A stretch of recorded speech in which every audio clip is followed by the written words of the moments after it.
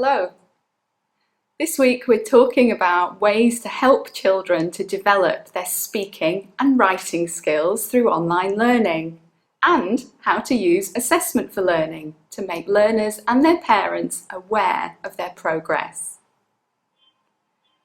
You'll discuss assessment for learning, how to set expectations, and how to motivate your learners online. We'll be asking you to share tools and strategies for doing self-assessment and peer assessment online, and consider how to give and get online feedback. This week's planning task is to create or adapt an online speaking or writing task for young learners, and we're really looking forward to hearing your ideas.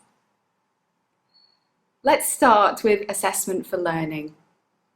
Watch teachers talking about why this is important for teachers, learners, and their parents.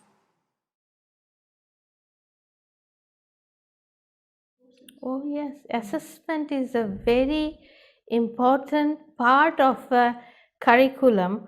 So any good curriculum will have a proper alignment from alignment between what to teach, how to teach, and how to assess. So if we need to know how much of the learning objectives have been achieved, we need to go for assessment. And assessment is also important to promote the students, to grade the students, and to give them feedback as well, like for formative assessment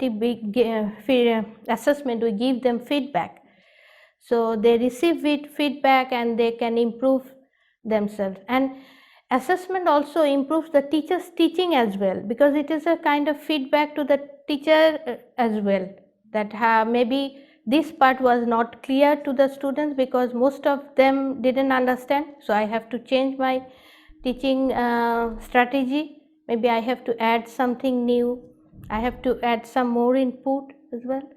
So assessment is very important for both learner and the teacher. Of course, assessment is an important part of the learning process. We need to know, and the students themselves need to know whether they learned the outcomes stated at the beginning or no. So I think it's a must. Why? By knowing where they are, they'll know what's the next step to be taken, and they will know if they want to repeat some activities or learn something again if they didn't or they haven't mastered it yet, and so on. By assessment, students and teachers know the level or whether the students learned. So students themselves need to know if they learned properly, if they need to recycle or go back to some specific outcomes, or if they can go further in their learnings.